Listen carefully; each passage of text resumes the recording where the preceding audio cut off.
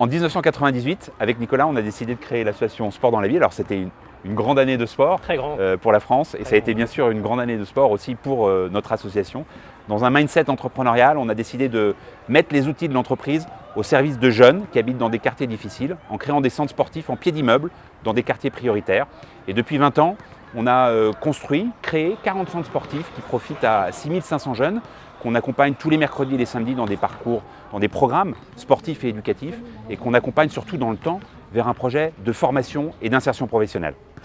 Pour ce faire, on a mis en place quelques recettes assez simples qui sont vraiment importantes pour les valeurs de l'association. L'innovation sociale par rapport à un secteur associatif qui travaillait de façon un petit peu traditionnelle et puis le thème de la diversité. Alors il est évident pour nous parce qu'on accueille évidemment des jeunes issus de quartiers sensibles, on accueille des jeunes femmes, on accueille des jeunes hommes aussi.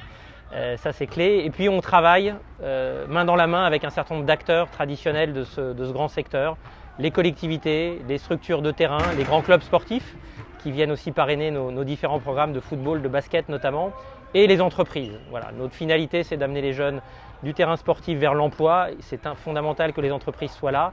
Et d'ailleurs, elles ont aussi un rôle clé dans la construction de nos projets financiers, puisqu'on a à peu près 80% de nos ressources qui proviennent de la philanthropie, avec un développement extraordinaire ces dernières années de tout ce qui est responsabilité sociale de l'entreprise et de grandes fondations familiales également aux côtés des collectivités.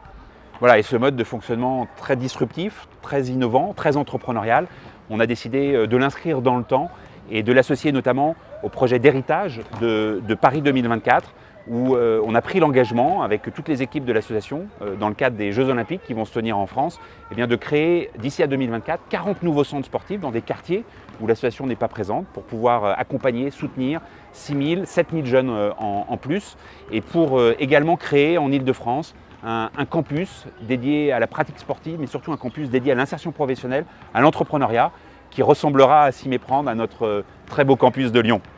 Donc sur ce campus à Lyon, il y a une pépinière pour nos entrepreneurs et ça nous permet de vous dire qu'on a un programme Entrepreneurs dans la ville qui nous conserve un lien très très proche de l'EM Lyon qui est important pour nous. Ce programme, il est destiné à des jeunes qui sont issus des quartiers et qui veulent créer leur entreprise.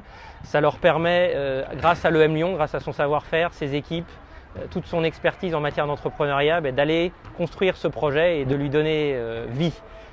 Aujourd'hui, après plus de 10 ans d'entrepreneurs dans la ville, on est sur 240 porteurs de projets accompagnés, 150 entreprises qui ont été créées et très important, il y a 40% de femmes d'entrepreneuses qui ont permis d'accéder à leur rêve de devenir chef d'entreprise grâce à ce programme Entrepreneurs dans la ville. On va poursuivre tout ça avec l'EM Lyon. L'amplifier. Et vive l'EM Lyon Business School. Vive l'EM Lyon.